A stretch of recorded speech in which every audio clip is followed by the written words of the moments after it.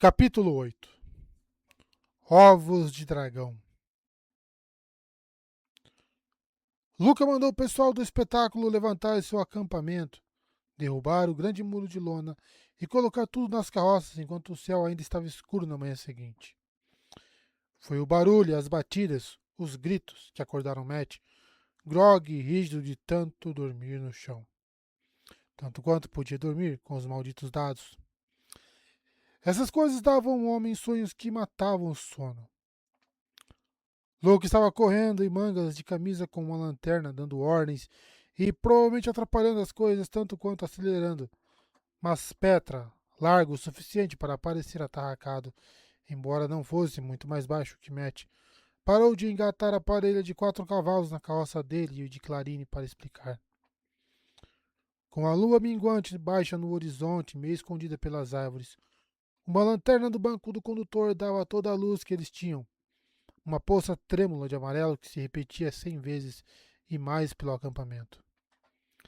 Clarine estava passeando com os cachorros, porque eles passariam a maior parte do dia dentro da carroça. Ontem, o homem forte balançou a cabeça e deu um tapinha no animal mais próximo, esperando pacientemente que as últimas correias fossem afiveladas, como se o cavalo tivesse dado sinais de nervosismo. Talvez ele próprio se sentisse nervoso. A noite estava apenas fresca, não muito fria, mas ele estava embrulhado em um casaco escuro e usava um gorro de tricô. Sua esposa se preocupava com ele ficando doente por causa das correntes de ar ou do frio, e cuidou para que ele não ficasse. Bem, somos estranhos em todos os lugares, você vê, e muitas pessoas pensam que podem tirar vantagem de estranhos. Mas se deixarmos um homem se safar, mais 10 tentarão, se não 100. Às vezes, o magistrado local, ou o que se passa por um, também defenderá a lei para nós, mas apenas algumas vezes, porque somos estranhos. E amanhã, no dia seguinte, iremos embora. E de que qualquer forma, todo mundo sabe que estranhos geralmente não fazem nada de bom. Então, temos que nos defender, lutar pelo que é nosso, se necessário. Depois de fazer isso, porém, é hora de seguir em frente. É o mesmo agora que havia apenas algumas dúzias de nós com Luca, contando os adestradores de cavalos. Embora naquela época tivéssemos ido assim que aquele soldado saísse. Naquela época não havia tantas moedas a perder por sair com pressa, disse ele secamente, e balançou a cabeça, talvez pela ganância de Luca, ou talvez pelo tamanho do espetáculo antes de continuar. Aqueles 3 se acham têm amigos, ou pelo menos companheiros, que não vão gostar de vê-los virados para baixo. Essa porta-estandarte fez isso, mas pode ter certeza que vão descontar na gente, porque acham que podem bater de frente conosco e não podem contra ela. Talvez seus oficiais cumpram a lei, ou suas regras, ou o que quer que seja, como ela fez, mas não podemos ter certeza disso. O que é certo, porém, é que esses sujeitos causarão problemas se ficarmos mais um dia aqui. Não adianta ficar quando isso significa brigas com soldados, e talvez as pessoas se machuquem e não possam se apresentar, e com certeza haverá problemas com a lei de uma forma ou de outra. Foi o discurso mais longo que Matt já ouviu de Petra, e o homem pigarreou como se estivesse envergonhado por dizer tanto.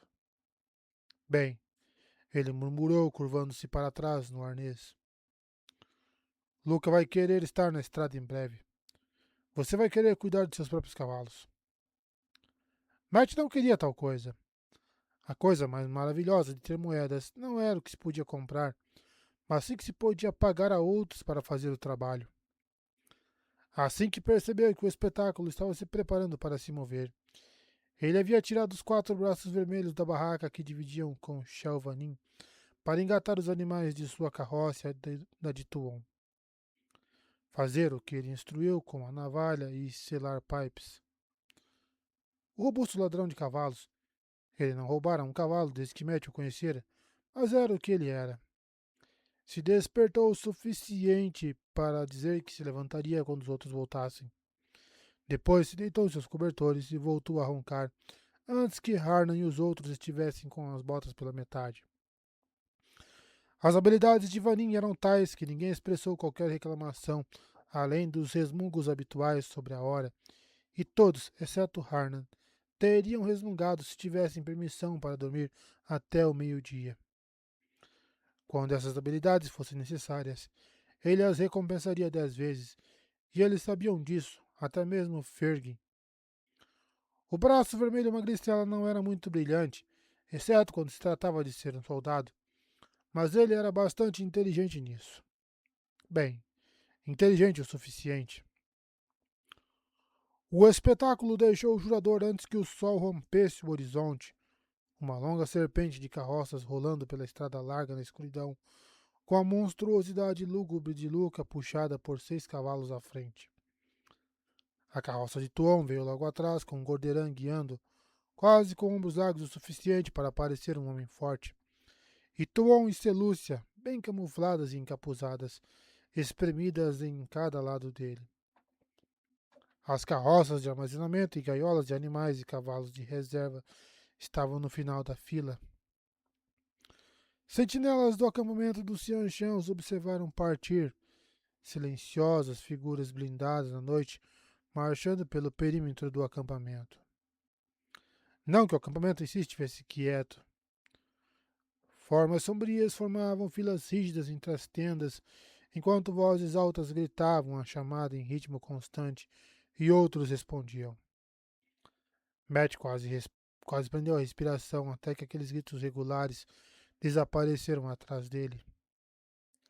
A disciplina era uma coisa maravilhosa. Para outros homens, de qualquer maneira. Ele cavalgava Pipes ao lado da carroça das Aes Sedai, perto do meio da longa fila, estremecendo um pouco cada vez que a cabeça de raposa esfriava em seu peito, o que começou a acontecer antes de terem percorrido muito mais de 1,5 km. Parecia que Jolene não estava perdendo tempo. Ferg, segurando as rédeas, tagarelava sobre cavalos e mulheres com Metwin. Ambos estavam felizes como porcos no campo de trevo, mas nenhum dos dois tinha ideia do que estava acontecendo dentro da carroça. Pelo menos o medalhão só ficou frio e quase nem isso. Elas estavam usando pequenas quantidades do poder. Ainda assim, ele não gostava de estar tão perto de qualquer canalização.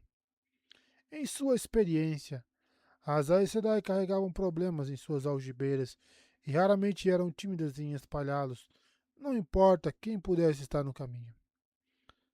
Não com os dados quicando dentro de sua cabeça. Ele poderia ter passado sem a Aes Sedai no raio de 16 quilômetros. Teria cavalgado ao lado de Tuon, pela chance de conversar com ela. Não importava que Selúcia e Gordeirão vissem cada palavra.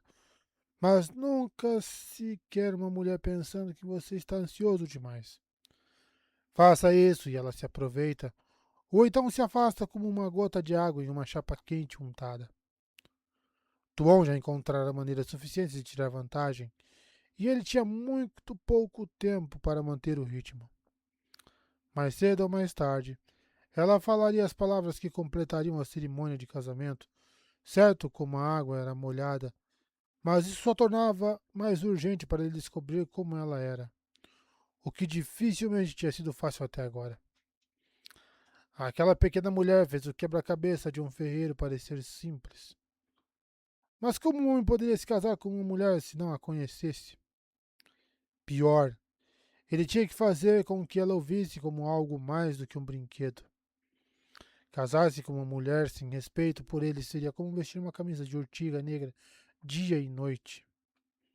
Pior ainda, ele tinha que fazê-la cuidar dele, ou ele se viria forçado a se esconder de sua própria esposa para evitar que ela o tornasse Dacovale.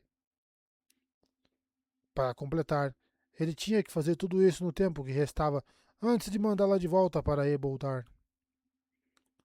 Aquilo dava um bom ensopado e, sem dúvida, uma refeição saborosa para algum herói da lenda. Uma coisinha para ocupar seu tempo ocioso, antes de sair correndo para realizar algum grande feito. Só que o maldito Calton não era um maldito herói. Ele tinha que fazer aquilo, no entanto, e não havia tempo ou espaço para erros. Foi a vez que eles se levantaram viagem mais cedo até agora. Mas suas esperanças de que o Xianxian tivesse assustado Luca a se mover mais rápido logo foram frustradas.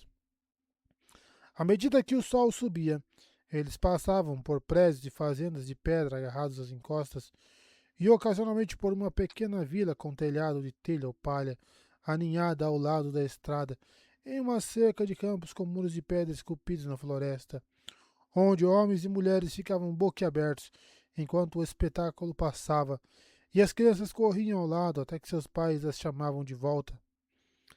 Mas, no meio da tarde, o espetáculo alcançou algo maior. A travessia de Hunien, perto de um rio, ou assim chamado, que poderia ser percorrida em menos de 20 passos sem a água passar da cintura. Apesar da ponte de pedra que o atravessava, nada comparado a Jurador, mas possuía 4 estalagens, cada uma com 3 andares de altura de pedra, cobertas com telhas verdes ou azuis, e cerca de 800 metros de terra batida entre a aldeia e o rio, onde os mercadores podiam estacionar suas carroças durante a noite. Fazendas com seus campos murados e pomares e pastagens formavam uma colcha de retalhos do campo por uns bons 5 quilômetros ao longo da estrada e talvez mais além das colinas de ambos os lados. Elas certamente cobriam as encostas, pelo que Matt podia ver. Isso foi o suficiente para Luca. Mandando erguer um muro de lona na clareira próxima ao rio para facilitar a água dos animais. O homem entrou na aldeia desfilando com casaco e manto vermelho, o suficiente para doer os olhos de Matt, e tão bordado de estrelas douradas e cometas que um latoeiro teria chorado pela vergonha de vestir as roupas. A enorme bandeira azul e vermelha estava estendida na entrada, cada carroça em seu lugar, as plataformas de espetáculos descarregadas, e a parede quase toda levantada quando ele voltou escoltando 3 homens e 3 mulheres. A aldeia não ficava tão longe de Eboldar, mas suas roupas podiam ter vindo de outro país. Os homens usavam casacos curtos de lã em cores vivas bordados com arabescos angulares ao longo dos ombros e mangas, e calças escuras e largas e enfiadas em botas até o joelho. As mulheres, com os cabelos de uma espécie de coque enrolado no alto da cabeça, usavam vestidos quase tão coloridos quanto as roupas de Luca, as saias estreitas resplandecentes de flores da bainha aos quadris. Todos eles carregavam facas compridas, embora com lâminas retas na maioria das vezes, e acariciavam os cabos sempre que alguém olhava para eles. Essa parte era igual. Altar era Altara quando se tratava de sensibilidade. Era o prefeito da aldeia, os 4 estalajadeiros e sua mulher magra, enrugada de cabelos brancos e vestida de vermelho. Os outros se dirigiam a ela respeitosamente como mãe. Como o prefeito de barriga redonda era tão grisalho quanto ela, não, para não mencionar quase careca, e nenhum dos estalajadeiros tinha pelo menos um pouco de cabelo grisalho, Matt decidiu que ela deveria ser a sabedoria da aldeia. Ele sorriu e inclinou o chapéu para ela quando ela passou, e ela deu a ele um olhar penetrante e fungou em imitação quase perfeita de Nina Eve. Ah, sim, uma sabedoria. Tudo bem. Luca mostrava os sorrisos largos e gestos expansivos, reverências elaboradas e floreios de sua capa, parando aqui e ali para fazer um malabarista ou uma equipe de acrobatas se apresentarem um pouco para seus convidados. Mas seu sorriso se transformou em uma careta amarga quando eles estavam em segurança de volta ao seu caminho e fora de vista. Entrada gratuita para eles e seus maridos, esposas e todas as crianças. Ele rosnou para Matt. Eu tenho que empacotar tudo se o mercador vier pela estrada. Eles não foram tão diretos, mas foram claros o suficiente. Especialmente aquela mãe da Arvale. Como se essa mosca atraísse mercadores suficientes para preencher este campo. Ladrões e canalhas, Calton. Os camponeses são todos ladrões e canalhas. E um homem honesto como eu está à sua mercê. Logo ele estava somando o que poderia ganhar lá, apesar das admissões elogiosas, mas nunca desistiu de reclamar completamente, mesmo quando a fila da entrada se estendia quase tanto quanto o jurador. Ele apenas acrescentou reclamações sobre o quanto ele teria ganhado com mais 3 ou 4 dias na cidade de Sal. Era mais ou menos 3 ou 4 dias agora, e provavelmente ele teria demorado até que a multidão se reduzisse a nada. Talvez aqueles 3 Xianxian tivessem sido o trabalho do Taverém. Não era provável, mas era uma maneira agradável de pensar nisso. Agora que estava tudo no passado, era. Foi assim que progrediram. Na melhor das hipóteses, apenas 10 quilômetros, ou talvez 15 em um ritmo sem pressa, e normalmente Luke encontraria uma pequena aldeia ou uma pequena cidade, ou um aglomerado de aldeias que ele achava necessário parar. Ou melhor dizendo, que sentia a prata deles chamando por ele. Mesmo que não passassem por nada além de manchas de moscas que não valiam o trabalho de erguer o muro, nunca andaram 20 quilômetros antes que Luca parasse. Ele não estava disposto a arriscar ter que acampar ao longo da estrada. Se não houvesse espetáculo, Luca gostava de encontrar uma clareira onde as carroças pudessem ser estacionadas sem muita aglomeração. Embora, se chegasse a isso, negociava com um fazendeiro pelo direito de parar em um pasto não utilizado. E resmungava sobre a despesa durante todo o dia seguinte, se custasse não mais do que um centavo de prata. Ele era controlador com os cordões da bolsa de dinheiro. Luca era comboio de carroças. Luca era. Comboio de carroças de mercadores passavam por eles em ambas as direções, fazendo boa velocidade e conseguindo levantar pequenas nuvens de poeira da estrada compactada. Os comerciantes queriam colocar seus produtos no mercado o mais rápido possível. De vez em quando, via também uma caravana de latoeiros, suas carroças quadradas tão brilhantes quanto qualquer coisa no espetáculo, exceto a carroça de Luca. Todos eles estavam indo em direção a Eboldar, curiosamente, mas então eles se moviam tão lentamente quanto Luca. Não era provável de que qualquer caravana deles vinda do outro lado ultrapassasse o espetáculo. 10 ou 15 quilômetros por dia. Os dados rolavam tanto que Matt sempre se perguntava o que havia além da próxima curva da estrada, ou o que estava alcançando por trás. Era o suficiente para dar urticária a um homem. Na primeira noite ao lado de fora da travessia de Runien, ele se aproximou de Aludra. Perto da carroça azul brilhante, ela havia montado um pequeno cercado de lona com 2 metros e meio de altura para lançar suas flores noturnas, e se endireitou com um olhar fulminante quando ele puxou uma aba e se abaixou. Havia luz suficiente para ele ver que ela segurava uma bola escura do tamanho de um melão grande. A travessia de Runien só era grande o suficiente para merecer uma única flor noturna.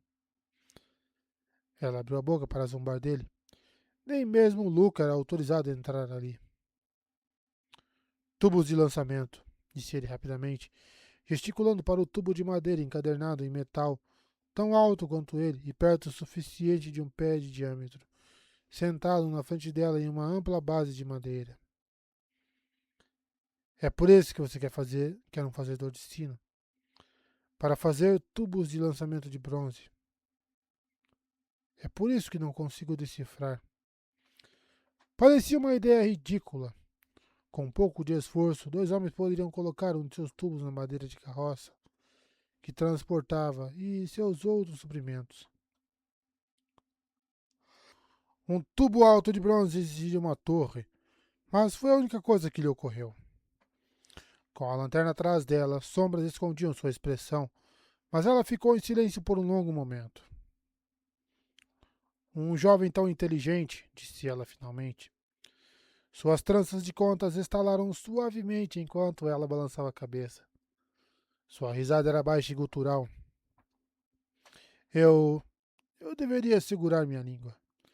Sempre me meto em encrencas quando faço promessas a jovens inteligentes.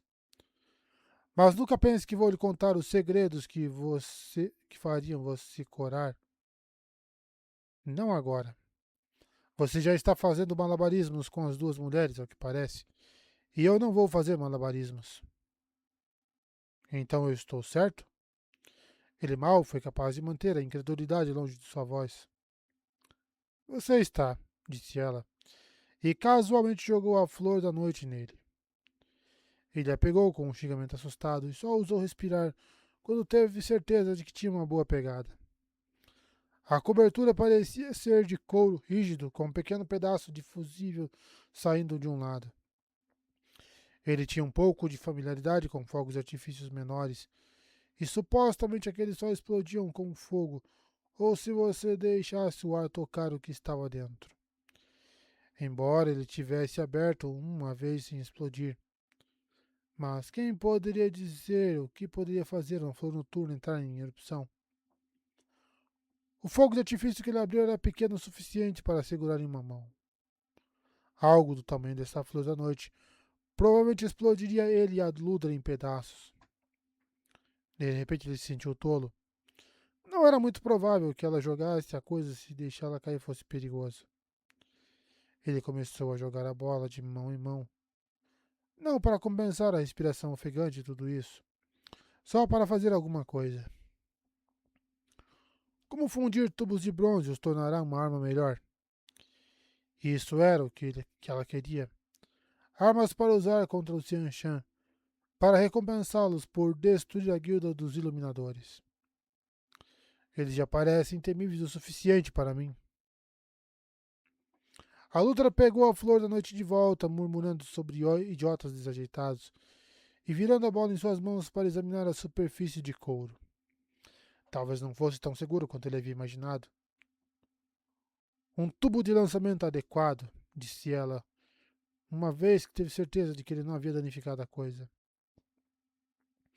Enviará cerca de 300 passos direto para o céu com a carga certa, e uma distância maior no chão se o tubo for inclinado em um ângulo.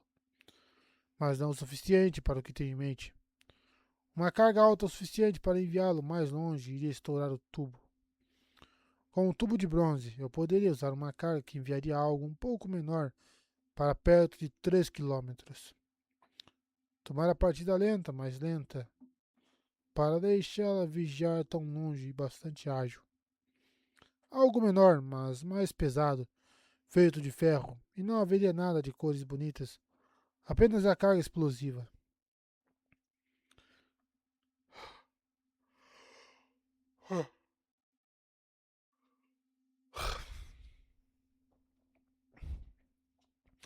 Matt assobiou entre os dentes, vendo em sua cabeça explosões irrompendo entre o inimigo antes que eles estivessem perto o suficiente para vê-lo claramente.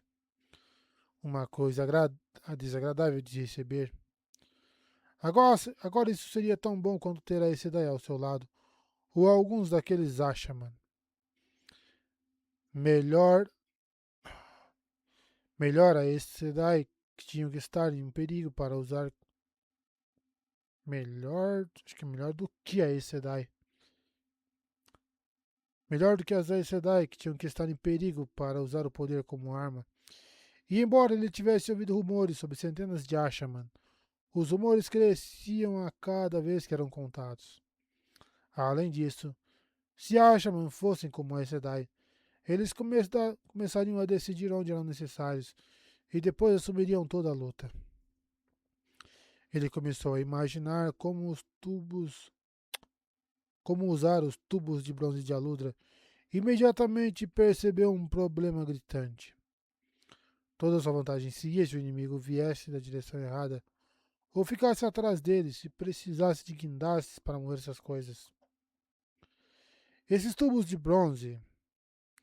Dragões, ela interrompeu. Os tubos de lançamento são para fazer as flores noturnas desabrocharem, para encantar os olhos.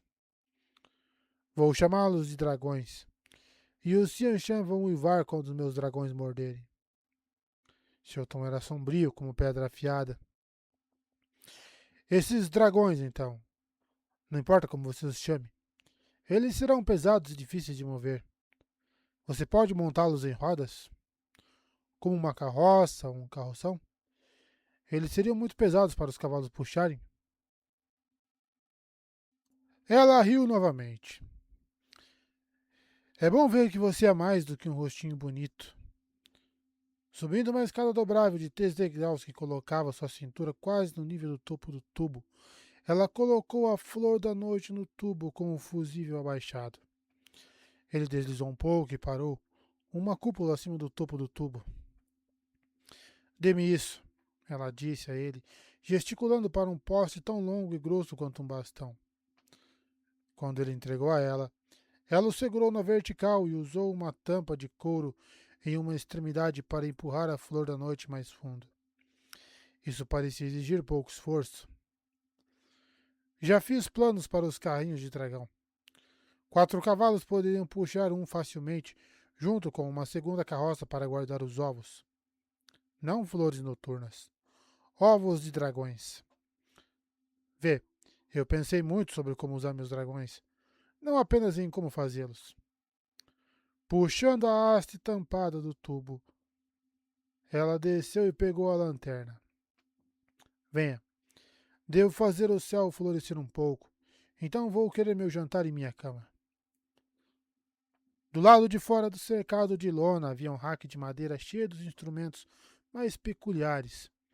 Uma vara bifurcada, pinças tão longas quanto Matt era alto, outras coisas igualmente estranhas e todas feitas de madeira. Colocando a lanterna no chão, ela colocou o poste tampado na prateleira e pegou uma caixa quadrada de madeira de uma prateleira. Suponho que agora você queira aprender a fazer os pós secretos, sim? Bem, eu prometi. Eu sou a guilda agora. Ela adicionou amargamente, removendo a tampa da caixa.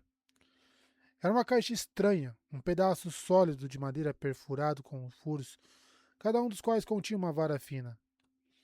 Ela arrancou um e recolocou a tampa. Posso decidir o que é secreto. Melhor que isso. Eu quero que você venha comigo. Conheço alguém que ficará feliz em pagar para fazer quantos dragões você quiser. Ele pode fazer com que todos os fazedores de sinos, de Andor até Ar, parem de fazer sinos e comecem a lançar dragões. Evitar o nome de Rand não impediu que as coisas girassem dentro de sua cabeça e se transformassem por um instante em Rand, totalmente vestido, graças à luz, conversando com um loial à luz de um lampião em uma sala com painéis de madeira. Ô, louco, tá? Vocês estão vendo um pornozão ali? Você tá doido, hein? Havia outras pessoas, mas a imagem se concentrou em Rand e desapareceu rápido demais para Matt perceber quem eram. Ele tinha certeza de que o que viu era o que estava realmente acontecendo naquele momento, por mais impossível que parecesse. Seria bom ver Loyal novamente, mas que o queime. Tinha que haver alguma maneira de manter essas coisas fora de sua cabeça. E se ele não estiver interessado? Novamente as cores vieram, mas ele resistiu e elas se desvaneceram. Posso pagar para mandar fazer centenas eu mesmo. Muitos deles, de qualquer maneira. O bando ia acabar lutando contra Xian Shan e provavelmente Trollocs também. E ele estaria lá quando acontecesse. Não havia como contornar o fato. Tentando evitá-lo como ele faria, aquela maldita torção de Taveren o colocaria bem no meio. Então ele estava pronto para derramar ouro como água, se isso lhe desse uma maneira de matar seus inimigos, antes que eles chegassem perto o suficiente para fazer buracos em sua pele. A Ludra inclinou a cabeça para um lado, franzindo os lábios de botão de rosa. Quem é esse homem com tanto poder? Vai ter que ser um segredo entre nós.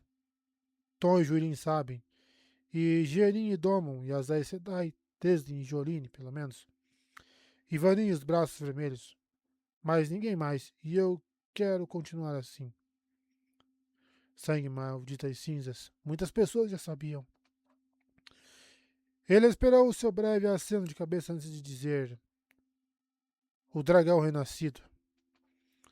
As cores giraram e, apesar da sua luta, novamente se tornaram Rand loyal por um momento. Isso não seria tão fácil quanto parecia. Você conhece o dragão renascido? Disse ela, em dúvida. Nós crescemos na mesma aldeia. Ele rosnou, já lutando contra as cores. Desta vez, elas quase se uniram antes de desaparecer. Se você não acredita em mim, pergunte a Teslin e Joline. Pergunte ao Tom. Mas não faça isso perto de ninguém. É um segredo. Lembre-se. A guilda tem sido minha vida desde que eu era menina. Ela raspou um dos gravetos rapidamente na lateral da caixa e a coisa se incendiou. Cheirava a enxofre. Os dragões, eles são minha vida agora. Os dragões e a vingança contra o Xianshan. Curvando-se, ela tocou a chama em um pedaço escuro de pavio que corria sob a lona. Assim que o pavio pegou, ela sacudiu o bastão até que o fogo se apagasse, então o largou. Com um silvo crepitante, a chama acelerou ao longo do pavio. Acho que acredito em você. Ela estendeu a mão livre. Quando você sair, eu irei com você. E você vai me ajudar a fazer muitos dragões. Por um momento, enquanto ele apertava a mão dela, teve certeza de que os dados haviam parado, mas, um segundo depois, eles estavam rolando novamente. Deve ter sido imaginação. Afinal, esse acordo com a Ludra poderia ajudar o bando e, incidentalmente, Matt Calton a permanecerem vivos. Mas isso dificilmente poderia ser chamado de fatídico. Ele ainda teria que lutar naquelas batalhas e, por mais que planejasse, por mais bem treinados que seus homens fossem, a sorte também desempenhava seu papel, tanto ruim quanto bom, mesmo para ele. Esses dragões não mudariam isso. Mas os dados estavam ficando tão alto agora? Ele pensava que não. Mas como poderia ter certeza? Nunca antes eles diminuíram a velocidade sem parar. Tinha que ser sua imaginação. Um baque surdo veio de dentro do recinto e uma fumaça acre subiu sobre a parede de lona. Momentos depois, a flor noturna desabrochou na escuridão acima da travessia de Runien, uma grande bola de listras vermelhas e verdes. Floresceu repetidas vezes em seus sonhos naquela noite e por muitas noites depois, mas neles floresceu entre cavaleiros em investida e lanças em massa, rasgando a carne como ele já havia visto uma pedra rasgada por fogo de artifício. Em seus sonhos, ele tentava pegar as coisas com as mãos, tentava detê-las, mas elas choviam em córregos intermináveis, em 100 campos de batalha. Em seus sonhos, ele chorava pela morte e a destruição, e de alguma forma parecia que o barulho dos dados em sua cabeça soava como uma risada. Não sua risada, a risada do tenebroso. Na manhã seguinte, com o sol nascendo em direção a um céu sem nuvens, ele estava sentado nos degraus de sua carroça verde, raspando cuidadosamente a vara de arco com uma faca afiada. Era preciso ter cuidado, quase ser delicado. Uma fatia descuidada poderia arruinar todo o seu trabalho, quando Egeanin e Domon saíram. Estranhamente, eles pareciam ter se vestido com cuidado especial, no seu melhor, do jeito que estavam. Ele não foi o único a comprar tecidos em Jurador, mas sem promessas do ouro de Met para agilizar, as costureiras ainda costuravam para Domon e Egeanin. A mulher Xianshan de olhos azuis usava um vestido verde brilhante, fortemente bordado, com pequenas flores brancas e amarelas na gola alta e nas mangas. Um lenço florido segurava sua longa peruca preta no lugar. Domon, parecendo delicadamente estranho, com uma cabeça de cabelo muito curto e aquela barba ilhanense que deixava seu lábio superior à mostra, havia escovado seu casaco marrom gasto até que ele realmente tivesse alguma aparência de limpeza. Passaram por Metz, apressaram-se a dizer uma palavra, e ele não pensou mais nisso até que voltaram uma hora mais tarde para anunciar que tinham estado na aldeia e conseguido que Madre Darvalhos causasse. Ele não conseguia parar de ficar boquiaberto. O rosto severo e os olhos afiados de Ejanin davam boas indicações de seu caráter. O que poderia ter levado Domon a se casar com uma mulher? Era como casar com um urso. Percebendo que o ilhanense estava começando a encará-lo, Ele rapidamente se levantou e fez uma reverência apresentável sobre o arco. Parabéns, mestre Domon. Parabéns, senhora Domon. Que a luz brilhe em vocês dois. O que mais ele poderia dizer? Domon continuou olhando como se tivesse ouvido os pensamentos de Matt, e Jianin bufou. Meu nome é Lei Win sem navio, Calton. Ela falou lentamente. Esse é o nome que me deram e o nome com o qual vou morrer. E é um bom nome, porque me ajudou a tomar uma decisão que deveria ter tomado semanas atrás. Franzindo o senho, ela olhou de lado para Domon. Você entende por que eu não pude usar seu nome, não é, Bailey? Não, moça. Domon respondeu gentilmente, pousando uma mão grossa em seu ombro. Mas eu aceitarei você com qualquer nome que você queira usar, desde que seja minha esposa. Eu te falei isso. Ela sorriu e colocou a mão sobre a dele, e ele começou a sorrir também. Luz. Mas os dois eram doentios. Se o casamento fizesse o homem começar a sorrir como se tivesse bebido um xarope dos sonhos... Bem, não, Matt Calton. Ele poderia estar praticamente casado, mas Matt Calton nunca iria começar a se comportar como um maluco. E foi assim que ele acabou em uma barraca de parede listrada de verde, não muito grande, que pertencia a um par de irmãos domaneses magos que comiam fogo e engoliam espadas. Até Tom admitia que Balat e Abar eram bons e eram populares entre os outros artistas. Então encontrar lugares para ficar foi fácil, mas aquela barraca custou tanto quanto a carroça. Todo mundo sabia que ele tinha ouro para distribuir, e aquele para apenas suspirou por desistir de sua casa confortável quando ele tentou pechinchar. Bem, uma nova noiva e um noivo precisavam de privacidade, e ele estava mais do que feliz em dar isso a eles, se isso significasse que ele não teria que vê-los olhando um para o outro. Além disso, ele estava cansado de dormir no chão. Na barraca, pelo menos ele tinha seu próprio catre todas as noites. Estreito e duro, mas era mais macio do que as tábuas do piso. E só com ele tinha mais espaço do que no vagão, mesmo depois que o resto de suas roupas foi movido para dentro e guardado em um par de baús encadernados em latão. Ele tinha um lavatório próprio, uma cadeira de encosto dobrável que não era muito instável, um banco robusto e uma mesa grande o suficiente para acomodar um prato e uma xícara e um par de lâmpadas de bronze decentes.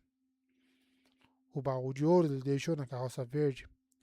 Apenas um tolo cego tentaria roubar Domon.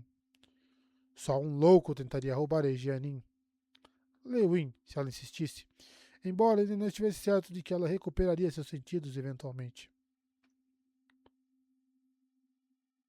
Depois da primeira noite passada junto à carroça da Aes Sedai com a cabeça de raposa fria durante metade da noite, mandou armar a barraca de frente para a carroça de Tuon, para garantir que os braços vermelhos começassem a montá-la antes que mais alguém pudesse reclamar o espaço. Você está se colocando como meu guarda agora? Tuon disse friamente quando o viu na barraca pela primeira vez. Não, ele respondeu. Eu só estava esperando por mais vislumbres de você. Essa era a própria verdade da luz. Bem, fugir das Aes Sedai era parte também, mas a outra parte também era verdade. Mas a mulher balançou os dedos para ser luz e as duas se lançaram em rajadas de risadinhas antes de se recuperarem e entrarem de novo na carroça púrpura desbotada, com toda a dignidade de uma procissão real. Mulheres. Ele não costumava ficar sozinho na tenda. Havia contratado Lopin como seu criado após a morte de Nalesian, e o corpulento Taireno, com seu rosto grosso e uma barba que quase chegava ao peito, estava sempre aparecendo para inclinar a cabeça calva e perguntar o que meu lord gostaria de ter para sua próxima refeição, ou perguntar se Milord precisava de vinho ou chá, ou gostaria de um prato de figos secos cristalizados que ele havia adquirido vagamente em algum lugar. Lupin era vaidoso com sua capacidade de encontrar iguarias onde parecia não haver nenhuma. Isso ou ele estava vasculhando os baús de roupas para ver se alguma coisa precisava ser consertada, limpa ou passada. Algo sempre precisava, em sua opinião, embora tudo parecesse bem para Matt. Nerim, o melancólico criado de Talmanes, frequentemente o acompanhava em grande parte porque o caeriano magro e grisalho estava entediado.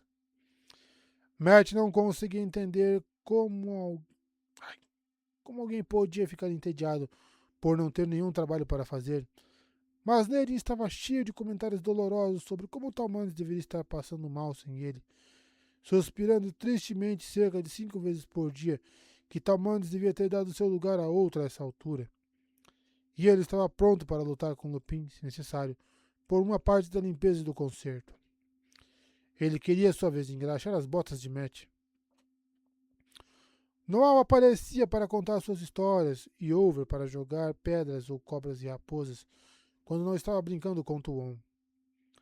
Tom vinha jogar pedras também e compartilhar rumores que ele pegava nas cidades e aldeias, juntando seu longo bigode branco sobre os pedaços mais escolhidos. Juirin trazia seus próprios relatórios, mas sempre trazia a matéria também.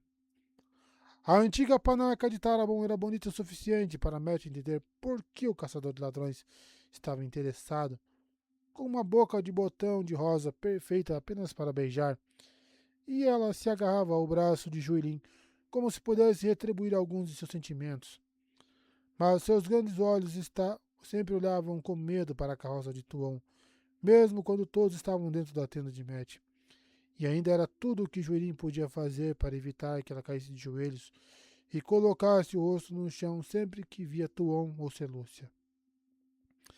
Ela fazia o mesmo com Egeanin e também com Betamin e Seta. Considerando que a matéria tinha sido da Covale por apenas alguns meses, era justo que a pele de Matt se arrepiasse. Tuon não poderia realmente querer fazê-lo da Covale quando ia se casar com ele. Poderia? Ele logo disse a eles para parar de trazer rumores sobre Rand. Lutar contra as cores de sua cabeça era muito esforço, e ele perdia essa luta tantas vezes quanto ganhava. Às vezes estava tudo bem, mas às vezes ele vislumbrava Rand em mim, e parecia que aqueles dois estavam fazendo algo horrível. De qualquer forma, os rumores eram todos iguais, na verdade.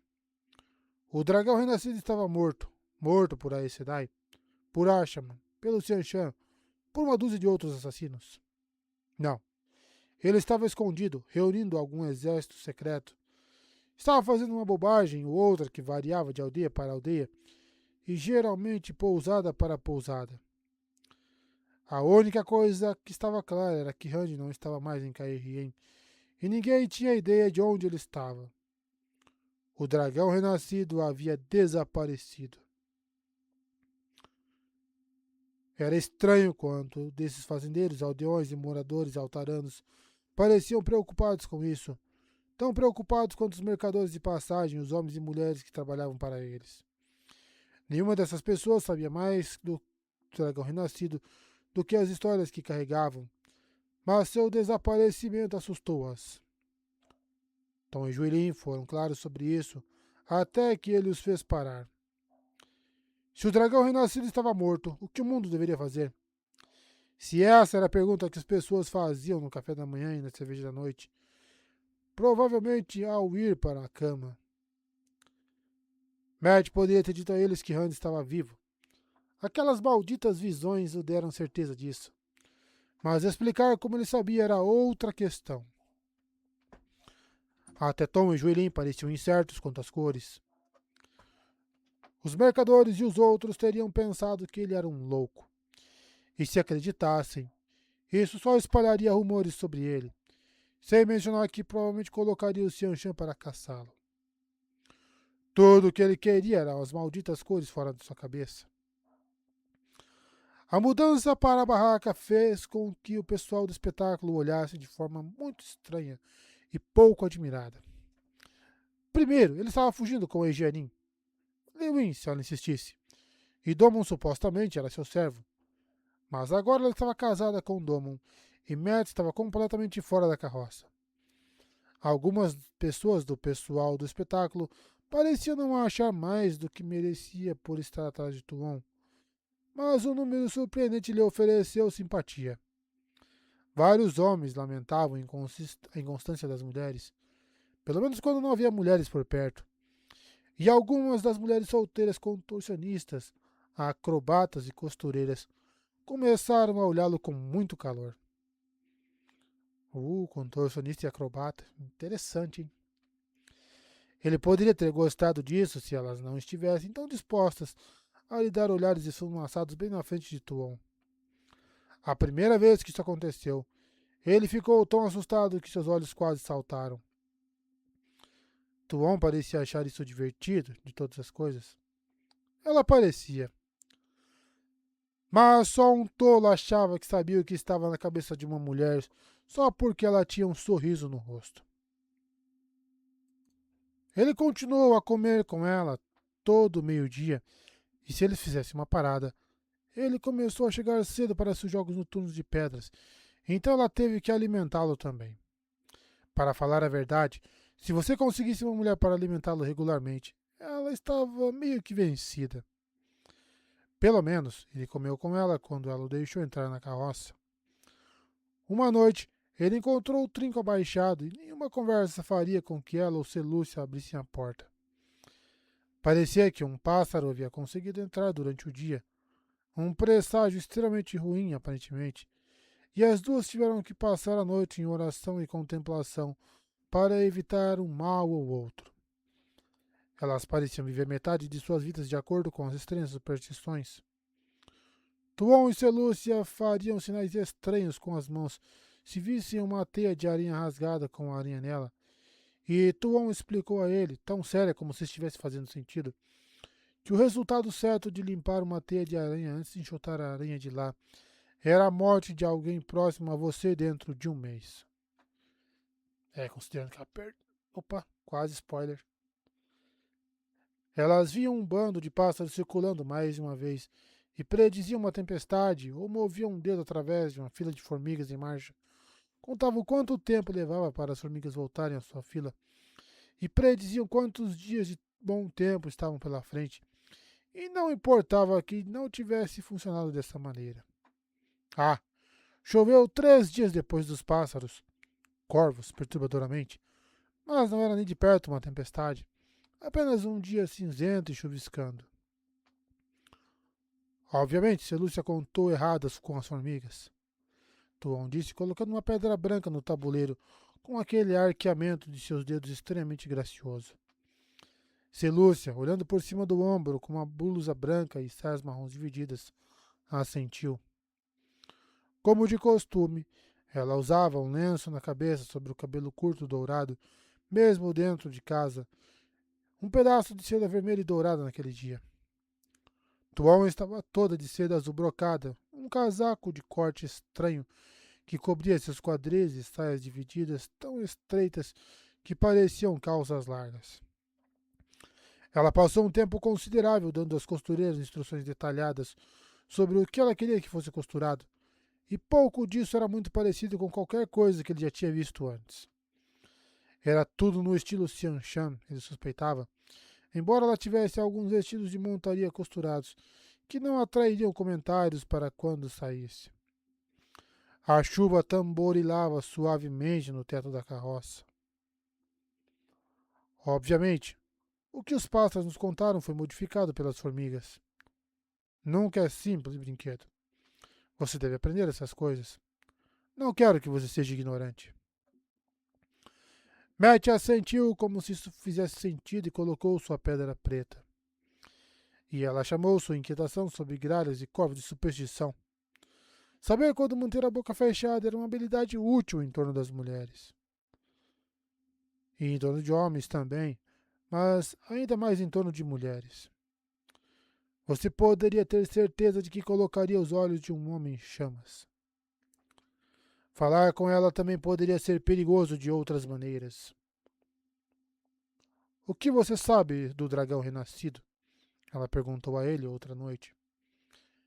Ele engasgou com um gole de vinho e as cores rodopiantes em seu cérebro se dissiparam em um acesso de tosse. O vinho estava perto de vinagre o suficiente. mas até mesmo Nene tinha dificuldade em encontrar um bom vinho nos dias de hoje. Bem, ele é o dragão renascido, disse quando conseguiu falar, limpando o vinho do queixo com uma das mãos. Por um momento, ele viu Randy comendo em uma grande mesa escura. O que mais há para saber? Celúcio encheu sua xícara novamente, suavemente. Muito brinquedo. Por um lado, ele deve se ajoelhar no trono de cristal antes de Tarmongaido. As profecias são claras sobre isso, mas eu nem consegui saber onde ele está. Torna-se ainda mais urgente se for ele quem soa a trombeta de Valérie, como suspeito. A trombeta de Valérie? Ele disse fracamente. As profecias diziam o quê? Foi encontrado, então? Deve ter sido, não deve? Se foi soada? Ela falou secamente. Os relatos que vi do local onde explodiu, um lugar chamado Falme, são muito preocupantes, muito perturbadores. Proteger quem tocou a trombeta, homem ou mulher, pode ser tão importante quanto proteger o próprio dragão renascido. Vai jogar uma pedra ou não, brinquedo? Ele jogou sua pedra, mas ficou tão abalado que as cores giraram e desbotaram sem formar nenhuma imagem. Na verdade, ele mal conseguiu empatar com o que parecia uma clara posição vencedora. Você jogou muito mal no final, Tuon murmurou, franzindo a testa pensativamente para o tabuleiro, agora dividido igualmente entre o controle de pedras pretas e brancas. Ele quase ele podia quase vê-la começar a tentar descobrir sobre o que eles estavam falando quando sua pobre jogada começou. Falar com ela era como caminhar por uma saliência em ruínas na face de um penhasco. Um passo em falso, e Matt Calton estaria tão morto quanto o carneiro do ano passado. Só que ele tinha que andar naquela borda. Não tinha escolha. Ah, ele gostava. De certa forma. Quanto mais tempo passava com ela, mais oportunidades para memorizar aquele rosto em forma de coração, para conseguir lembrar, para que pudesse vê-la apenas fechando os olhos. Mas sempre havia aquele passo em falso esperando pela frente. Ele quase podia ver isso também. Por vários dias depois de lhe dar o pequeno buquê de flores de seda, ele não lhe trouxe presentes, e pensou que estava começando a detectar indícios de decepção quando aparecia de mãos vazias. Então, 4 dias fora de Jurador, bem quando o sol estava espreitando no horizonte em um céu quase sem nuvens, ele tirou ela e Celúcia da carroça roxa. Bem, ele só queria Tuon, mas Celúcia poderia muito bem ter sido sua sombra na hora de tentar separá-las. Havia comentado isso uma vez, fazendo uma piada, e as duas mulheres continuaram falando como se ele não tivesse falado. Era uma coisa boa ele saber que Tuon podia rir de uma piada, porque às vezes ele parecia não ter nenhum senso de humor. Celúcia, envolta em um manto de lã verde com o capuz quase escondendo o lenço vermelho, olhou para ele com desconfiança, mas quase sempre o olhava. Tuon nunca se incomodou com um lenço, mas a brevidade de seu cabelo preto não era tão aparente com o capuz de seu manto azul levantado. Cubra seus olhos, preciosa, ele disse. Eu tenho uma surpresa para você. Eu gosto de surpresas, ela respondeu, colocando as mãos sobre os olhos grandes. Por um instante, ela sorriu em antecipação, mas apenas por um instante. Há algumas surpresas, brinquedo. Isso tinha o som de um aviso. Celúcia estava firme ao lado do seu ombro, e embora a mulher peituda parecesse completamente à vontade, algo lhe dizia que ela estava tensa como um gato pronto para pular. Ele suspeitava que ela não gostava de surpresas. Espera aí, disse ele, e se abaixou ao lado da carroça roxa. Quando voltou, estava conduzindo Pipes e Navalha, ambos selados e com rédeas. A égua andou animada, revirando a perspectiva de um passeio. Você pode olhar agora. Achei que você gostaria de uma carona. Eles tinham horas. O espetáculo poderia muito bem ter sido abandonado por todas as evidências de vida entre as carroças. Apenas um punhado tinha fumaça subindo de suas chaminés. Ela é sua, acrescentou ele. E endureceu quando as palavras quase congelaram em sua garganta. Não havia dúvidas desta vez. Ele havia dito que o cavalo era dela, e de repente os dados não estavam batendo tão alto em sua cabeça. Não que eles tivessem desacelerado. Ele tinha certeza disso. Havia mais de um conjunto chacoalhando. Um tinha parado quando ele fez seu acordo com a Ludra, e outro quando disse a Tuon que o cavalo era dela. Isso já era estranho.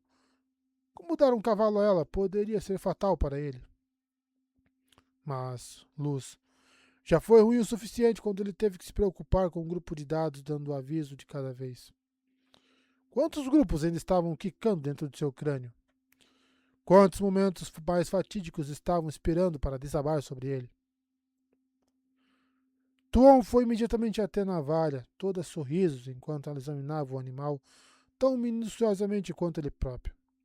Afinal, ela treinava cavalos por diversão. Cavalos e Damane, que a luz o ajudasse. Selúcio estava estudando, ele percebeu. Seu rosto uma máscara inexpressiva. Por causa do cavalo? Ou porque ele ficou duro como um poste? Ela é uma navalha, disse ele, acariciando o nariz rombudo de Pipes. O capão estava fazendo bastante exercício, mas a ânsia de navalha parecia tê-lo infectado.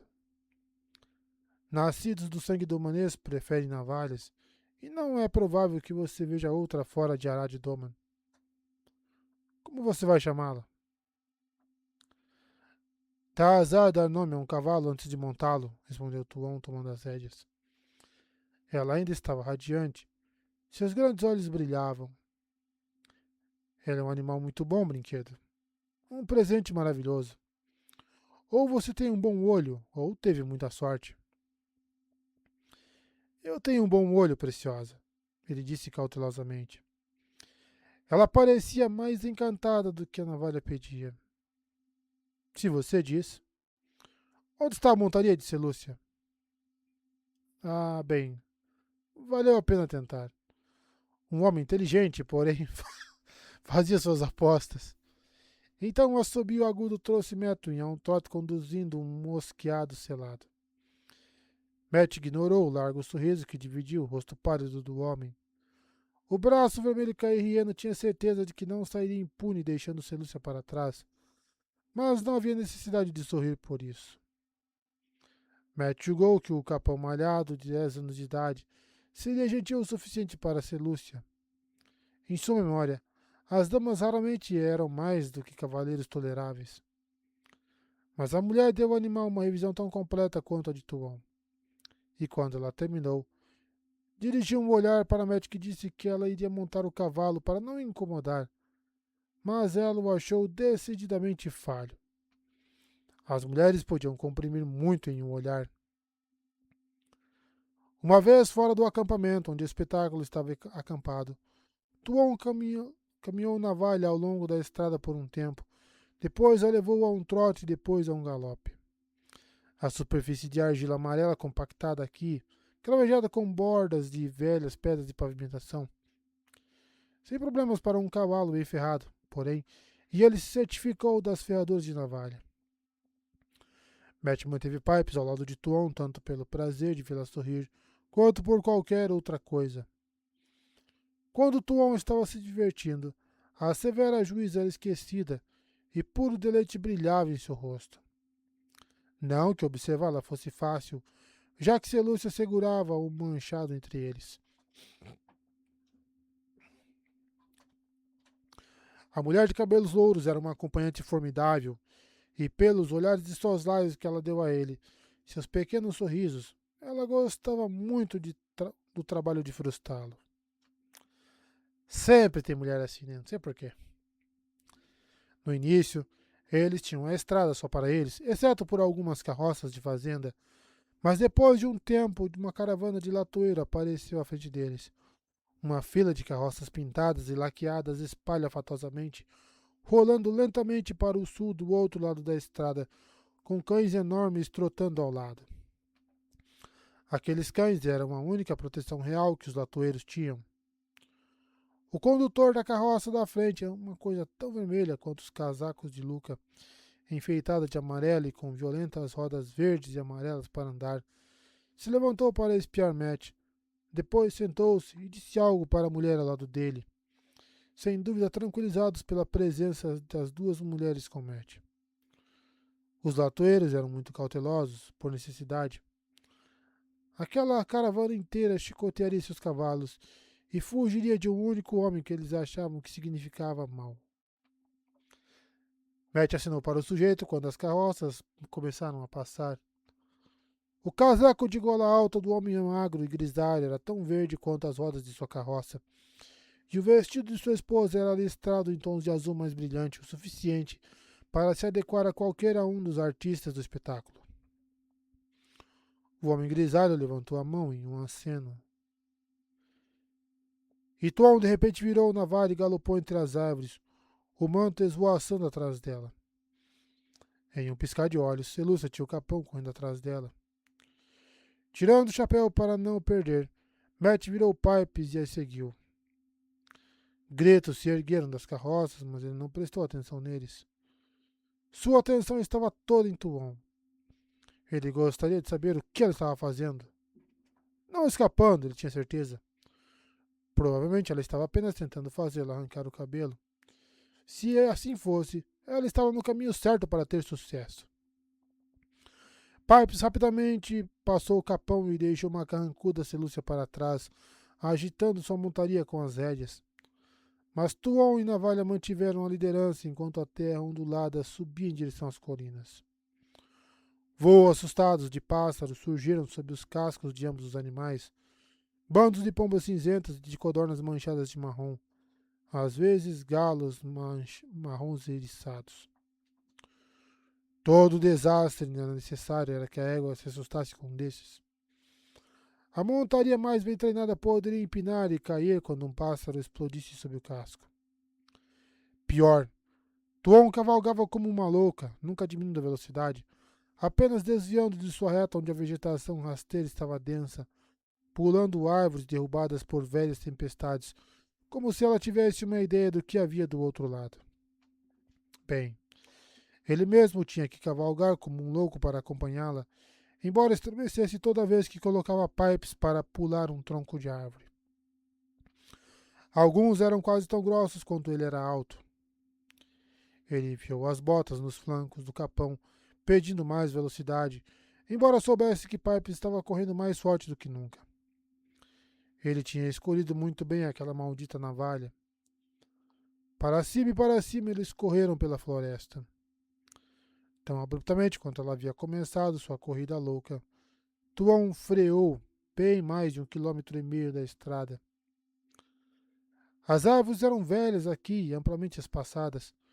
Pinheiros negros de 40 passos de altura e carvalhos amplos com galhos que se arqueavam para tocar o chão antes de se erguerem novamente, e poderiam ter sido cortados transversalmente em mesas para acomodar uma dúzia com conforto. Trepadeiras grossas envolviam pedregulhos semi-enterrados e afloramentos de pedra. Mas, além disso, apenas algumas ervas daninhas atravessavam a cobertura morta. Carvalhos daquele tamanho matavam qualquer vegetação rasteira menor abaixo deles. Pinos de reflorestamento. E não tem bicho nenhum.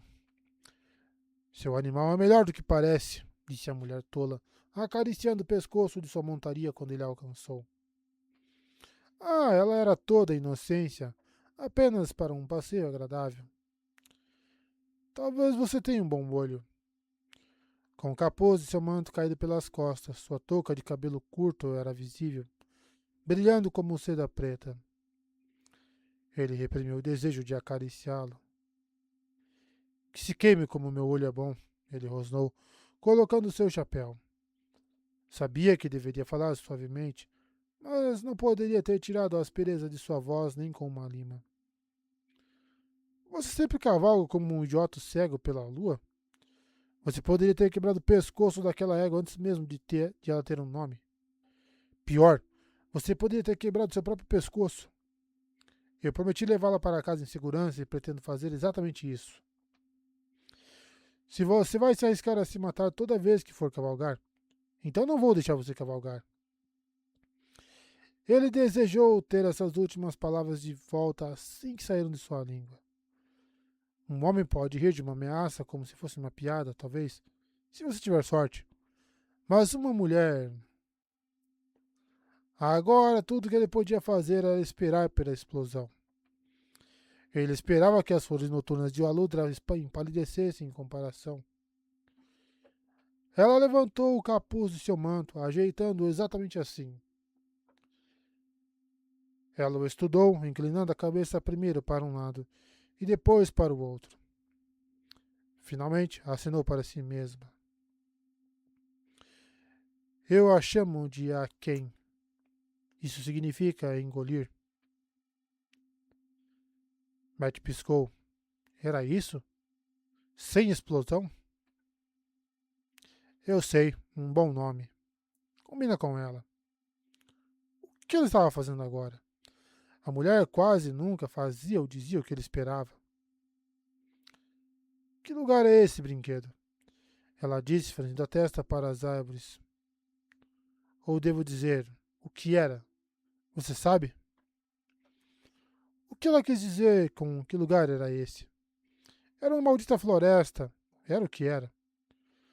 Mas de repente, o que parecia uma grande pedra bem na frente dele, quase obscurecida por vinhas grossas, se transformou em uma enorme cabeça de pedra, ligeiramente inclinada para um lado. A cabeça de uma mulher, ele pensou. Aquelas coisas redondas lisas provavelmente foram feitas para serem joias em seu cabelo. A estátua que se sentava devia ser imensa.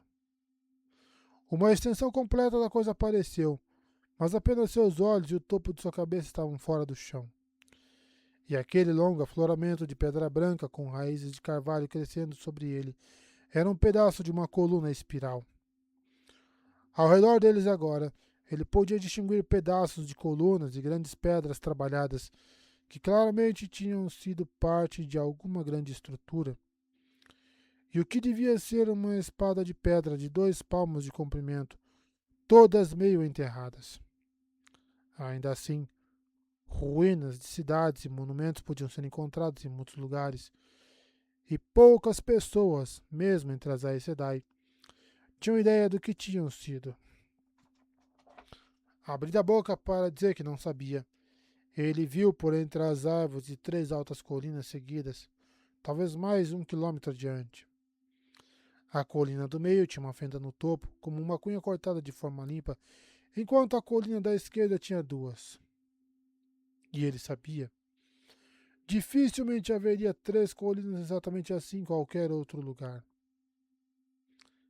Aquelas colinas eram chamadas de as dançarinas, quando este lugar era Londarenkor, a capital de Erharon.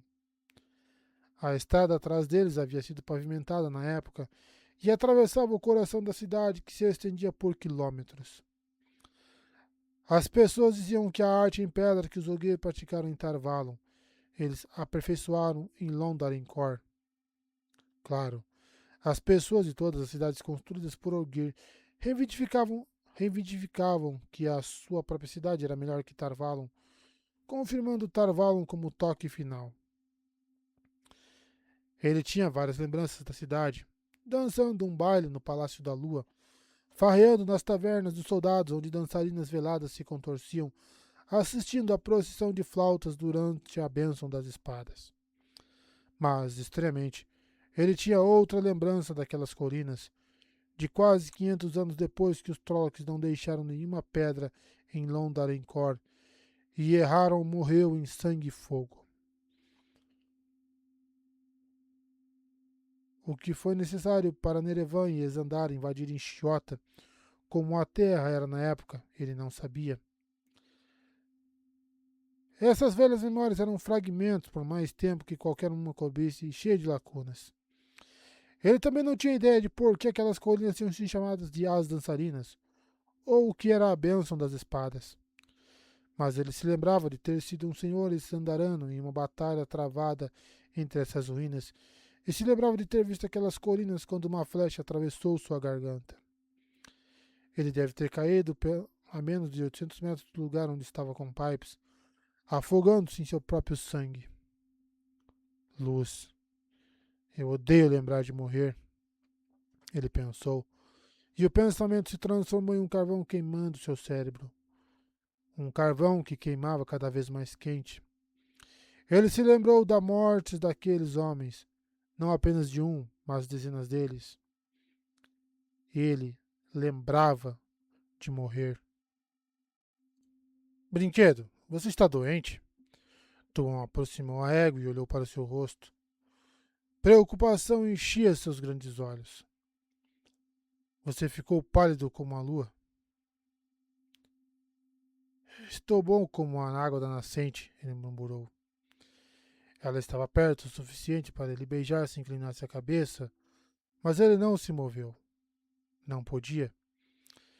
Estava pensando tão furiosamente que não tinha mais nada para mover. De alguma forma, só a luz sabia. Os Elfim haviam reunido as memórias que haviam plantado em sua cabeça, mas como eles poderiam colher memória de um cadáver? Um cadáver no mundo dos homens, aliás. Ele tinha certeza de que eles nunca chegaram a esse lado com aquele terangrial de batente da porta retorcida por mais de alguns minutos de cada vez. Ocorreu-lhe uma maneira, uma que ele não gostou nem um pouco. Talvez eles tivessem criado algum tipo de ligação com qualquer humano que os visitava. Uma ligação que lhes permitia copiar todas as memórias de um homem depois disso, até o momento em que ele morria. Em algumas dessas lembranças de outros homens, ele tinha cabelos brancos, em algumas apenas alguns anos mais velho do que realmente era, e tudo mais, mas não havia mais nada de infância ou crescimento. Quais eram as chances de que eles apenas o encheram de pedaços aleatórios, coisas que ele provavelmente considerava um lixo ou que não serviam mais para eles? O que eles faziam com as memórias, afinal? Tinha que ter algum motivo para reuni-las, além de entregá-las novamente? Não. Ele estava apenas tentando evitar onde isso levava. Que o queime. As malditas raposas estavam dentro de sua cabeça naquele momento. Elas tinham que estar. Era a única explicação que fazia sentido. Bem, parece que você está prestes a vomitar, disse Tom, afastando a navalha com uma careta. Quem no espetáculo teria ervas? Eu tenho algum conhecimento sobre isso. Eu estou bem, estou dizendo. Na verdade, ele queria vomitar. Ter aquelas raposas em sua cabeça era 1000 vezes pior do que os dados, por mais difícil que os dados rolassem. Poderia o Zelfim ver através de seus olhos? Luz. O que ele ia fazer? Duvidava que qualquer Aes Sedai pudesse curá-lo disso. Não que ele confiasse nelas. Não quando isso significava deixar de fora a cabeça de raposa. Não havia nada a ser feito. Só teria que viver com isso. Ele gemeu com o pensamento. Galopando até eles, Selúcia deu a ele e atuou um rápido olhar, como se estivesse considerando o que eles poderiam ter feito em seu tempo sozinhos. Mas então ela levou seu tempo para alcançá-los, dando-lhes esse tempo. Isso era esperançoso. Da próxima vez, você pode montar essa criatura gentil e eu montarei seu cavalo castrado, ela disse a Matt. Grande senhora, as pessoas dessas carroças estão nos seguindo como cães. Eles estão em andamento, mas estarão aqui em breve. Os cachorros não latem. Cães de guardas treinados, então, Tuon disse, pegando suas rédeas. Montados, podemos evitá-los com bastante facilidade. Não há necessidade de tentar e não adianta, Matt disse a ela. Ele deveria ter esperado isso. Essas pessoas são latoeiros, Tuatã, e não representam perigo para ninguém. Eles não poderiam ser violentos se suas vidas dependessem disso. Isso não é exagero, apenas uma simples verdade. Eles viram vocês duas saindo correndo, tentando fugir de mim, como deve ter parecido, e eu correndo atrás. Agora que esses cães têm um rastro de cheiro, Os latoeiros nos seguirão até o espetáculo se for necessário, para garantir que vocês duas não foram sequestradas ou feridas. Vamos encontrá-los para economizar tempo e problemas. Não era com o tempo dos latoeiros que ele se importava. Luca provavelmente não se importaria se um bando de latoeiros atrapalhasse a partida do espetáculo, mas Matt certamente se importaria. Selúcia fez uma careta para ele indignada e seus dedos voaram, mas Tuon riu. Brinquedo deseja comandar hoje, Selúcia. Vou deixá-lo comandar e ver como ele faz. Maldita bondade dela. Eles trotaram de volta pelo caminho que tinham vindo, cavalgando ao redor das árvores caídas desta vez, embora de vez em quando Tuon pegasse as rédeas como se quisesse pular uma, então dava a Matt um sorriso malicioso. E não demorou muito para que os latoeiros chegassem à vista, correndo por entre as árvores atrás de seus enormes mastins como um bando de borboletas. Cerca de 50 homens e mulheres em cores brilhantes, muitas vezes em combinações dissonantes. Um homem podia estar vestindo um casaco listrado de vermelho e azul e calças largas amarelas enfiadas em botas até o joelho, ou um casaco de cor violeta por cima de calças vermelhas ou pior. Algumas mulheres usavam vestidos listrados em tantas cores quantas existiam, e até cores para as quais Matt não tinha nome, enquanto outras usavam saias e blusas tão variadas em tons e tão contrastantes quanto os casacos e calças dos homens. Um bom número tinha chales também, para adicionar mais cores à mistura de embaralhar os olhos. Exceto pelo homem de cabelos grisalhos que guiava a carroça da frente, todos pareciam não chegar à meia-idade. Ele devia ser o buscador, o líder da caravana. Matt desmontou e, depois de um momento, Tuon e Selúcia também. Os latoeiros pararam com isso, chamando seus cachorros. Os grandes animais deitaram no chão, as línguas pendendo para fora, e as pessoas vieram mais devagar. Nenhuma carregava mais do que uma bengala, e, embora Matt não usasse nenhuma arma visível, elas o olhavam com cautela. Os homens se aglomeraram na frente dele, enquanto as mulheres se reuniram em torno de Tuon e Selúcia. Não havia ameaça nisso, mas tão fácil assim. Tuon e Selúcia se separaram dele, de onde as mulheres latoeiras podiam fazer indagações.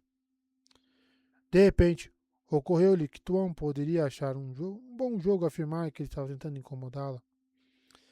Ela e Selúcia podiam cavalgar enquanto ele tentava enfrentar os latoeiros que se amontoavam em volta dele e Pipes para que ele não pudesse subir na cela. Isso era tudo que eles fariam, mas a menos que ele estivesse disposto a abrir caminho. Eles poderiam mantê-lo aqui por horas, talvez, para dar tempo àquele par de escapar. O homem de cabelos grisalhos curvou-se com as mãos pressionadas contra o peito. Que a paz esteja com você e com os seus, meu lord. Perdão se nos intrometemos, mas temíamos que nossos cães tivessem assustado os cavalos das senhoras. Matt respondeu com uma reverência da mesma forma. Que a paz esteja sempre com você, buscador, e com todo o povo. Os cavalos das senhoras não estão assustados. As senhoras são impetuosas às vezes. O que as mulheres estavam dizendo? Ele tentou escutar, mas suas vozes eram murmúrios baixos. Você conhece alguma coisa do povo, meu lord? O buscador parecia surpreso e tinha o direito de parecer. Os Tuatha mantinham distância de qualquer lugar maior que uma aldeia de tamanho moderado. Raramente encontrava alguém com um casaco de seda. Só um pouco, respondeu Matt. Muito pouco. Ele tinha lembranças de conhecer latoeiros, mas ele mesmo nunca havia falado com um antes. O que aquelas malditas mulheres estavam dizendo? Você vai me responder uma pergunta? Vi várias de suas caravanas nos últimos dias, mais do que eu esperava, todas indo em direção a Eboldar. Há uma razão? O homem hesitou, lançando um olhar para as mulheres. Elas ainda estavam murmurando e ele devia estar se perguntando por que a conversa delas estava durando tanto. Afinal, bastava um momento para dizer sim, preciso de ajuda, ou o contrário. É o povo chamado Xianshan, meu lord, ele disse finalmente. A palavra está se espalhando entre as pessoas de que a segurança onde os Xianshan governam e justiça igual para todos. Em outros lugares... Você entende, milord? Matt entendia. Como o pessoal do espetáculo, os latoeiros eram estranhos aonde quer que fossem, e pior, desconhecidos com uma fama imerecida de ladrões.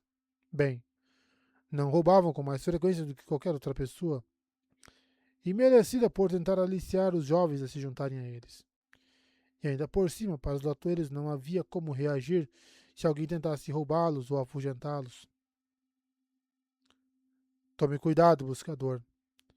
Sua segurança tem um preço e algumas de suas leis são duras. Você sabe o que eles fazem com mulheres que podem canalizar? Obrigado por sua preocupação, milord, o homem disse calmamente.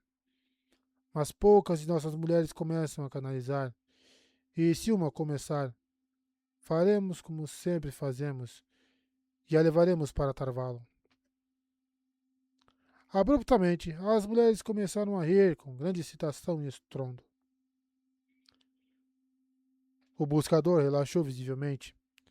Se as mulheres estivessem rindo, Matt não era o tipo de homem que iria derrubá-las ou matá-las por ficarem em seu caminho. Da parte de Matt, ele fez uma careta. Não havia nada naquela risada que ele gostasse. Os atoeiros partiram com mais desculpas do buscador por tê-los incomodado, mas as mulheres continuaram olhando para trás e rindo por trás das mãos em concha.